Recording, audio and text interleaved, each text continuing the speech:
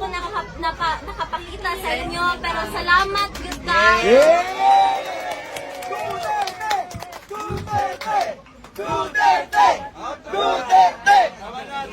Kita mo undang hadin, kita mo. Hangtod sa makauli siya.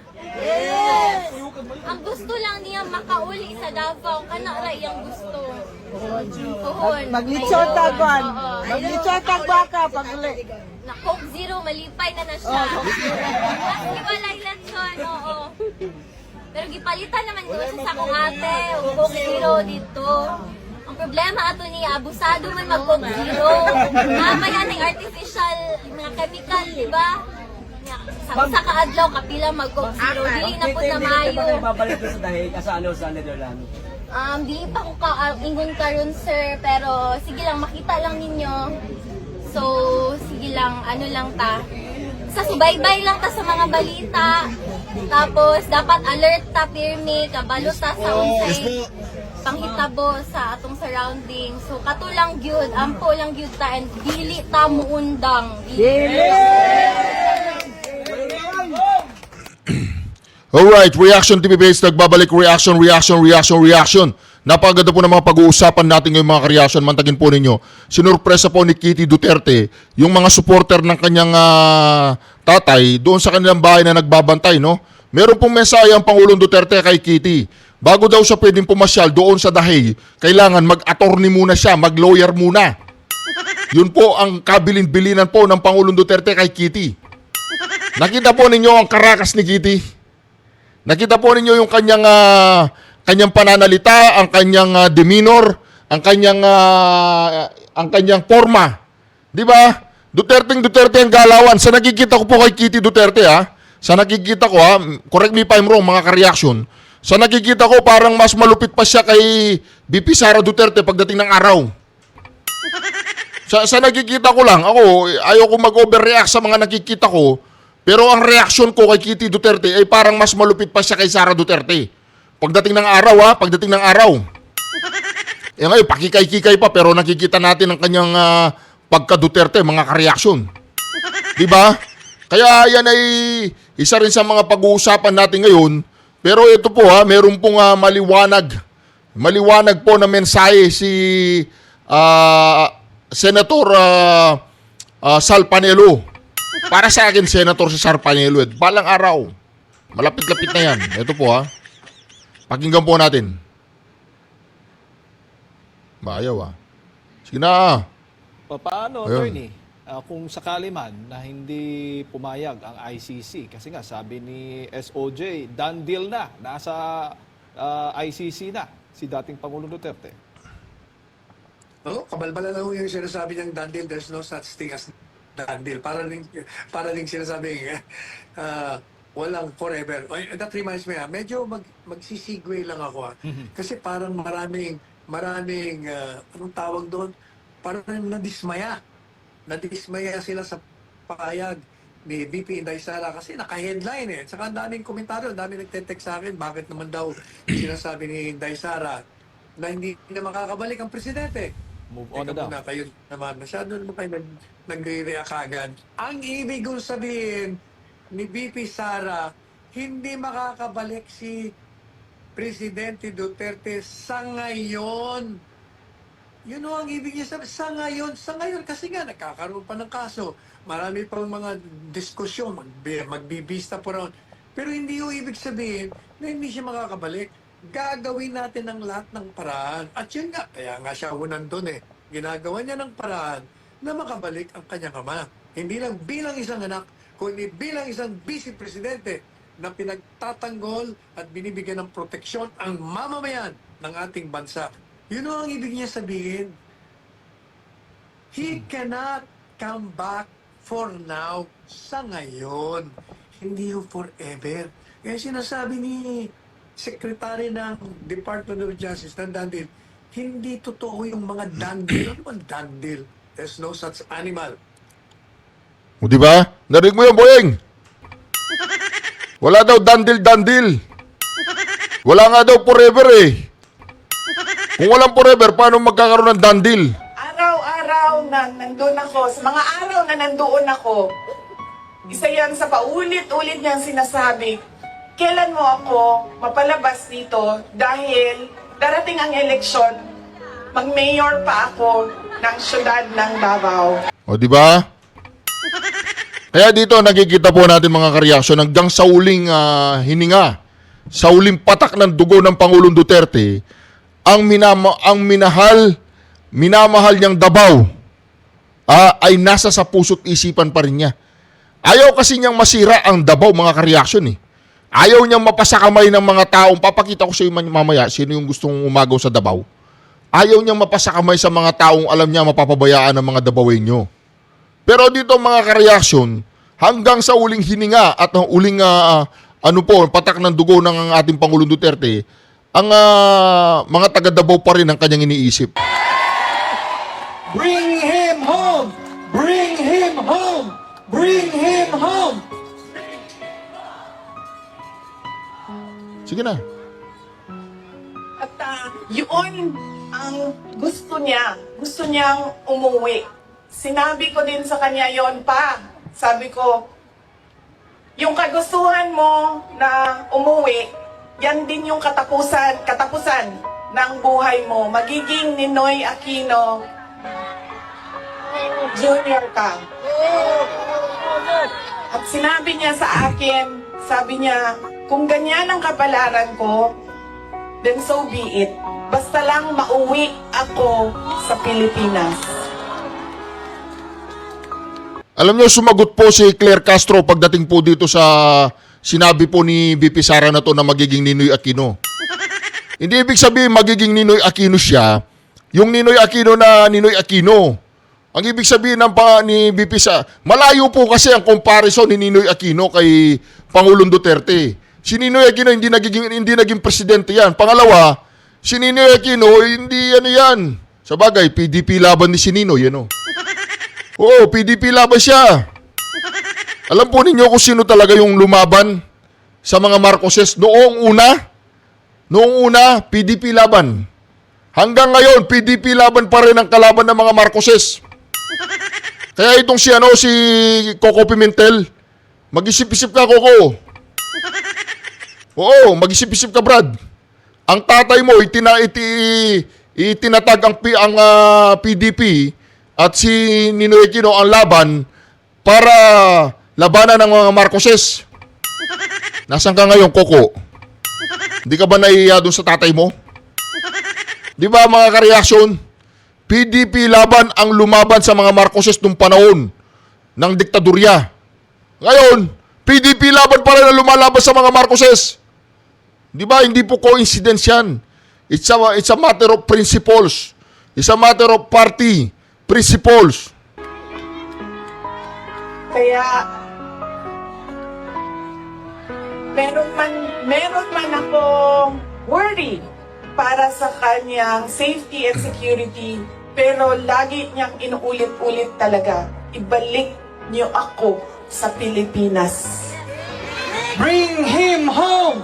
Bring him home! Bring him home! Nagtatanong marami, ano bang pwede magawa? Huwag natin tigilan ang panawagan sa gobyerno natin sa Pilipinas at sa lahat ng gobyerno na nakikinig at dito sa ICC na ipaalam sa kanila na mali ang ginawa kay Pangulong Rodrigo Duterte. At paano ba itama yon? Ibalik nyo lang siya sa Pilipinas. Ituloy nyo lang yung kaso, walang problema. Ibalik nyo lang siya. Bring him home! Bring him home! Di ba, simple lang. Matatapos sa lahat ng problemang ito, kaya lang, mga kareaksyon, usap-usapan lang to sa social media. Disclaimer lang, mga nababasa lang natin ito, mga kareaksyon, ha. Mahirap na mapagkamalan tayong mga fake news dito, eh. Una, hindi tayo news. Hindi ako newscaster, hindi ako journalist, at hindi rin ako reporter. Nagre-react ako sa mga nangyayari sa paligid. Unang-una, mga kareaksyon, usap-usapan ngayon sa social media na ang pagkakadetine ng Pangulong Duterte ay isang blessing in disguise. blessing in disguise na talagang akala po ng mga gumawa sa kanya sa bagay na yan ay natalo ang Pangulong Duterte at hindi lang natalo akala nila naparusahan ang Pangulong Duterte, hindi nila alam ay talagang naitala sa history, sa kasaysayan ng history na ang Pangulong Duterte ay nililibel na kay Jose Rizal. Nililibel na kay Jose Rizal. Huwag mong ilibel yan kay Ninoy Aquino. Ang tinutukoy ni VP Sara Duterte na magiging katulad siya ni Ninoy, yung nangyaring trahedya kay Ninoy. Hindi siya kailanman magiging katulad ni Ninoy. Malayo! Malayo yun. Hindi pwede. Di ba hindi pwede maging Ninoy siya? Hindi pwede.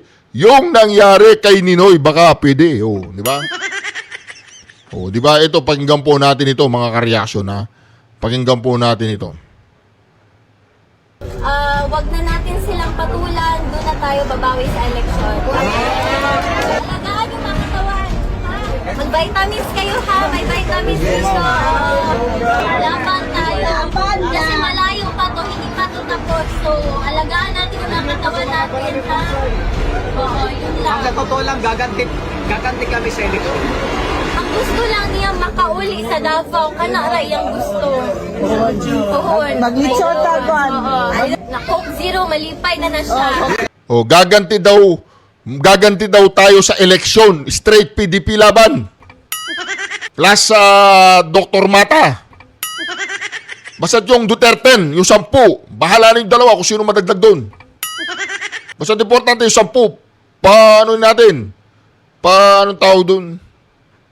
Palusutin natin yung 10. Black voting tayo, black voting. Mas wala eleksyon, oo. Pero gipalitan naman doon siya sa kong ate, o Coke Zero dito. Ang problema ato ni abusado man mag Coke Zero. Namaya ng artificial na chemical, di ba? Sa kaadlaw, kapila mag Coke Zero. Dili na po na mayo. Sa subaybay lang ta sa mga balita. Tapos, dapat alert ta, pirmi, kabalo ta sa unsay panghitabo sa atong surrounding. So, katulang gyud, ang kulang gyud ta, and dili ta muundang.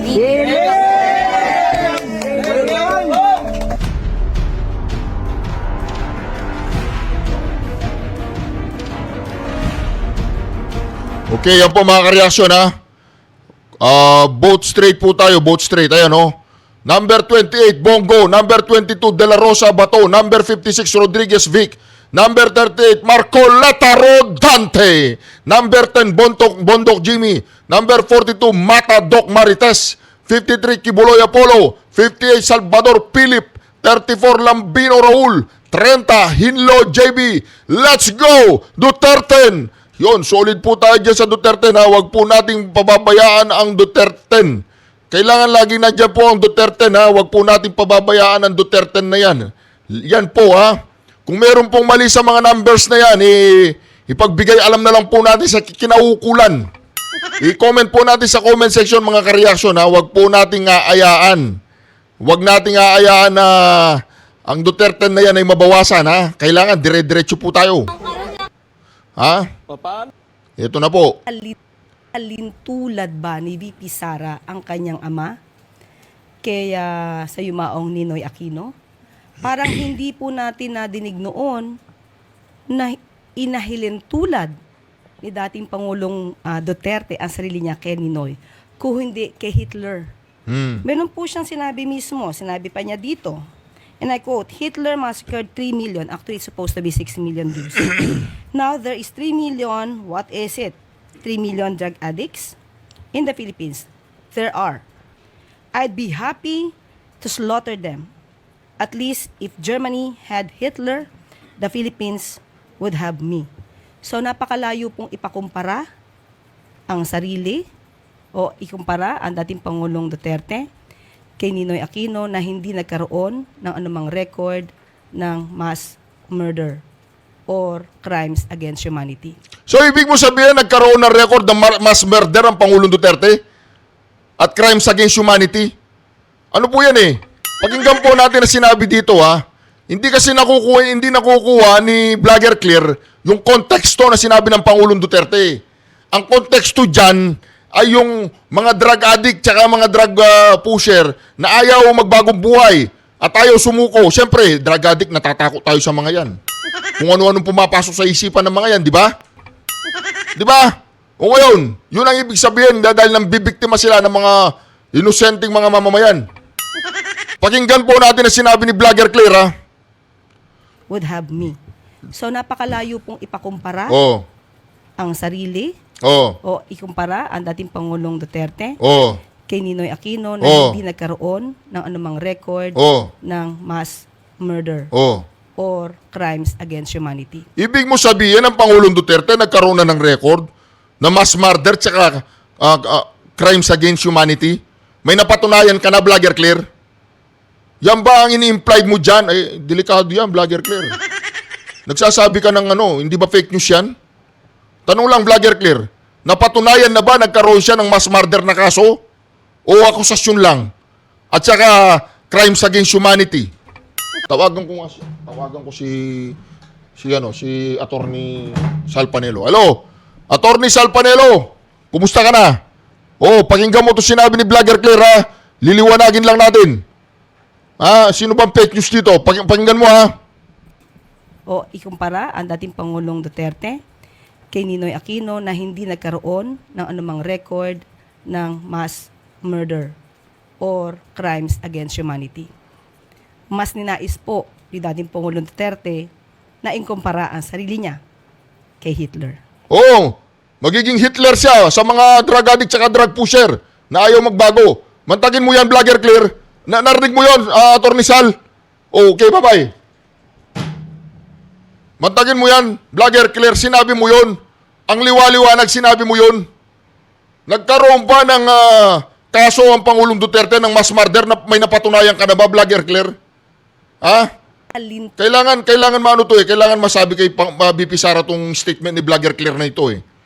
Ibig mo ba sabihin nagkaroon na ng kasong mass murder ang Pangulong Duterte, Vlogger Claire? Tsaka crimes against humanity, may napatunayan ka na? May napatunayan na ba? Convicted na ba siya? May napatunayan na? Ayan na, pakinggan po natin, ha?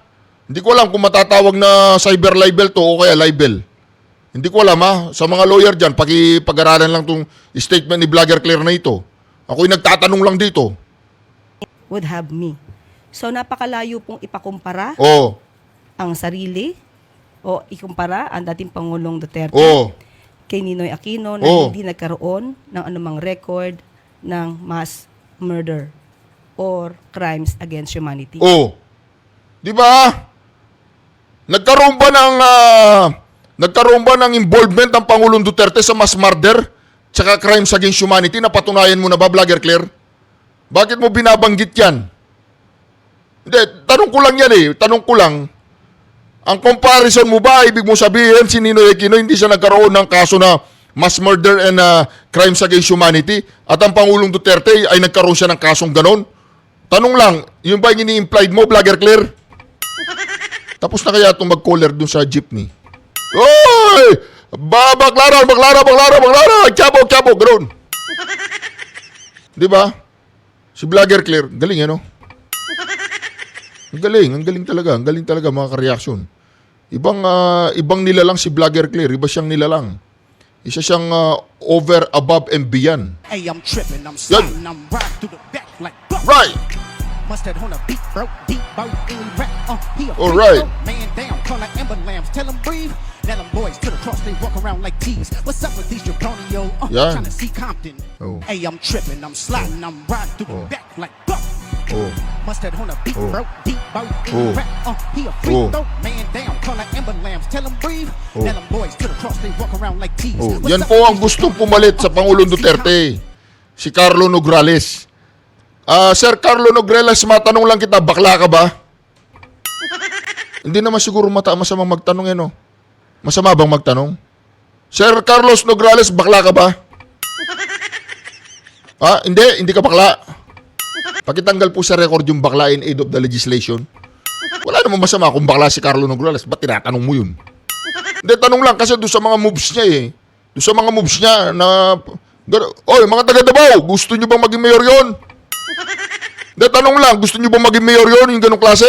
hot chadarat, pam pom papapam, pem pipipem pam pom pam pam, ganun. O yung mga taga Davao dyan, mag-comment kayo sa comment section kung gusto nyo maging mayor yun. Kung gusto nyo maging mayor, iboto nyo. Di ba? Oy, Carlo Nograles, bakla ka ba? Hindi, diretsaan tanong to. Diretsaan tanong to. Di ba? Papapam, pam, pam, papapam. Pim, pim, pim, pim, pim, pim, pim, pim, pim. Ang galing yan, no?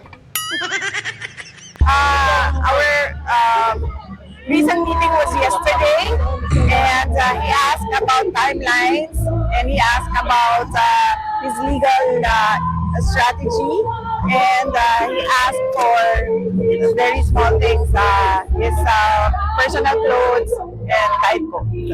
About the legal strategy, can you give us an idea of what the legal strategy will be? Unfortunately, no. You have to contact Attorney Nicholas Kaufman because he's the only one who can explain it. Okay, but is it about jurisdiction? Is it about procedure? And Is it about the case? Unfortunately, I cannot talk about the case. It is only Attorney Nicholas Kaufman who can talk to you about what he and the team plans to do. Yeah, how's he feeling about the case and about his situation? He's very confident about the legal arguments. He's very confident about that what they did was wrong, and there is no case to begin with. There's no case to begin with. Yes. Okay, so it's not just about jurisdiction, he's contesting all of the charges. That is what I understand from the former President Duterte. But it is another matter on the legal strategy. You really need to talk to Attorney Nicholas Kaufman. How long will you be in the Netherlands? You've been here for a while now. Yes, I'm here until the entire team is set up. The entire legal team is set up, and I come up with a scheduling with my siblings on who will stay here when. Okay. Maybe, the last time we talked to Attorney Kaufman, sabi niya muna yung team at may isang Pinoy. Is that correct? You have to ask him pero mauna about po. that. You have to ask Nicholas Kaufman about the team. Alright. And then as to your siblings po, who's may nakaschedule na ba? Kamusta po yung processing nila ng visa rin? Yes, we initially agreed on a scheduling.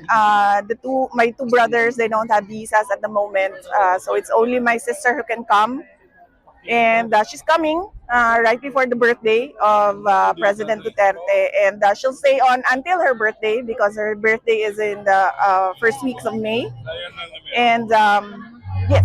So si Kitty po yung may visa na.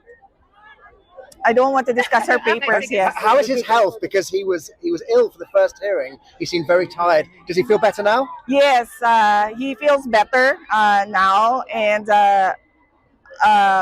thankfully. Teka lang, English po. Ang ibig po sabihin ni VP Sara Duterte, everything is alright. Okay po lahat daw ang nangyayari sa ating Pangulong Duterte. Gusto lang niyang umuwi. Dapat iuwi na natin yan.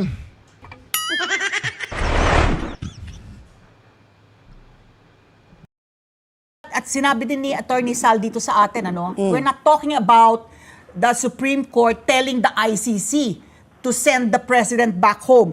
Pero ang Korte Suprema daw, maaring mag-issue ng mandatory injunction to compel kayo po, mga government authorities natin to take legal and diplomatic steps. So, tama po ba yung sinabi ni ni Attorney Torreon na kayo ang maaaring mandohan? Maaring hindi niya mandohan, wala sa jurisdiction ng ICC. Pero yung mga local government authorities natin, pwedeng mandohan ng ating Korte Suprema, mandatory injunction. Pilitin kayo na gumawa ng legal at diplomatikong hakbang. Yusek. Unang-una yung mga kasong to, nakabinbin na sa Korte Suprema. Meron tayo yung rule, no? Sub Yung judice. rule na di kami pwede masyado magkomento dito ngayon, ano? Siguro ang masasabi ko lang ay nakita naman, no? Yung sagot namin doon sa mga habeas corpus petitions, nandun yun sa website ng Korte Suprema at nandun na, sinabi na namin, no? Na wala nang jurisdiction dahil nga wala na sa Pilipinas, dahil wala nang kustodiya ng dating Pangulo sa atin. So tayo, hintayin na lang natin, no? Kung anong sabihin ng Supreme Court. Pero kadalasan sa mga habeas corpus petitions, kung nabigay nila, kung gano'n yung sagot, kung wala na yung kustodya doon sa kinasuhan, At kung wala na sa Pilipinas, medyo maliwanag yun eh. Kadalasan, sa mga dating pangyayari, hindi na talaga gumana. Hindi na gumana yung habeas corpus petition. Pero may iba pa silang kasong final. Meron silang certiorari na unang-unang nila final na yun, pinapasagot kami doon. Itong linggo to, ihahain namin yung sagot natin. Tapos tinan lang natin kung ano maging kilos ng Korte Suprema. So Yusek, ito parang ano na nga, parang butin academic sa kaso po ni former President Duterte, yung habeas corpus. Pero may mga haka-haka, may mga arrest warrants pa pong parating pa, Siyempre, mainit po talaga yung pangalan po ni Senator Bato de la Rosa at baka si dating PNP Chief General Abayalde. Moving forward, if this happens po, can the Supreme Court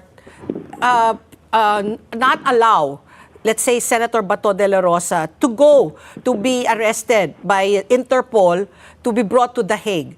Kung sakali po itong habeas corpus po ay ipanatili nila, i-pursue pa rin.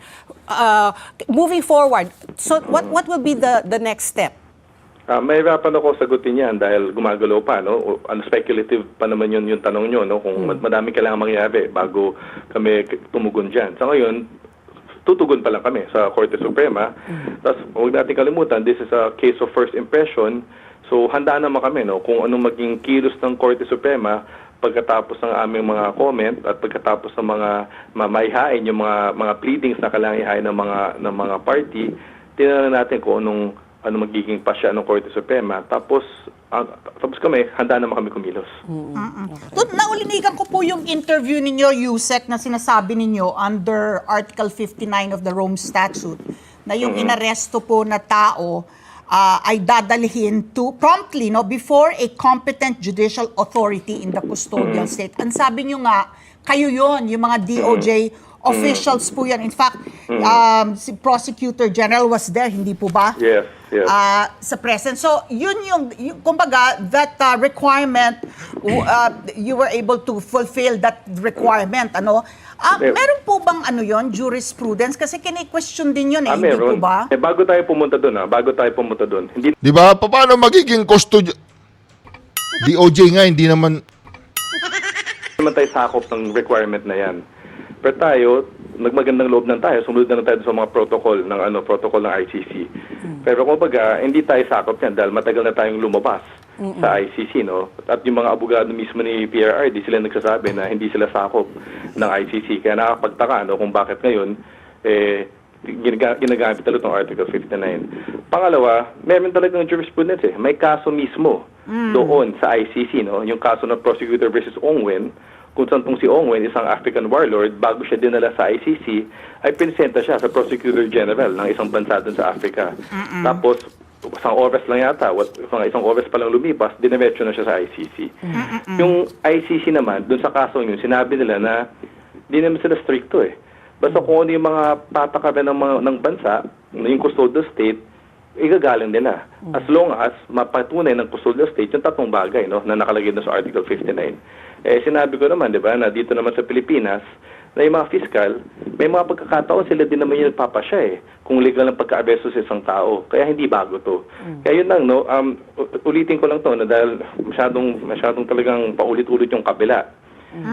Hindi tayo sakop ng Article 59, ngunit tayo ng magandang loob at kahit within Article 59, compliant tayo dahil nga may precedent sa ICC. So, nagbagandang loob lang daw po ang gobyernong ito. Nagbagandang loob po ang gobyernong ito para ma-assist po ang mga Interpol, di ba? Ma-assist nila mga Interpol. O ito po mga ka-reaction, review muna tayo, review. Number 10, Jimmy Bondok. Okay, review po tayo, review. Number 10, Jimmy Bondok. Number 22, De La Rosa Bato. Number 28, Bongo. Number 30, Hinlo JB. Number 34, Lambino Raul. Number 38, Marcoleta Rodante. Number 42, Mata Doc Marites. Number 53, Kibuloy Apollo. Number 56, Rodriguez Attorney Vic. Number 58, Salvador Philip Ipe. Ayan po mga ka-reaction ha. Araw-araw po bago po tayo mag-bye-bye, bago po natin tapusin ang bawat vlog natin, magkakaroon po tayo ng tinatawag na roll call. Okay? Okay, ayan po nakikita po ninyo. Screenshot po ninyo. I-memorize po ninyo. Yan po ang iboboto natin. Walang bawas, walang dagdag. 10 lang ang iboboto natin ha. Huwag nyo dadagdagan ng 2. Baka yung dinagdag yung 2, sila pa yung lulusot at matatanggal tayong 2 sa mga 10 na yan. Okay, straight vote po tayo. PDP laban. Black voting po tayo ha. Maraming salamat muli sa pagsama niyo sa ating napakaganda reaction video. Oy, Kitty Duterte, mag-lawyer ka, mag-attorney ka. Sinabi ng tatay mo yan. Huwag kang pabarka-barkada. Mag-lawyer ka. Kailangan ka ng basta Pilipinas balang araw. Inuutusan kita, mag-lawyer ka. Hindi, joke lang yun, joke lang. Hindi, maglo-lawyer po yan. Sabi po ng Pangulong Duterte, Kitty ha, see you soon. See you soon, very soon. See you ha, see you. Okay? Anyway mga kareaksyon, God bless you all. Shukran. Duterte. Duterte. Duterte. Duterte. Duterte. Duterte. Duterte.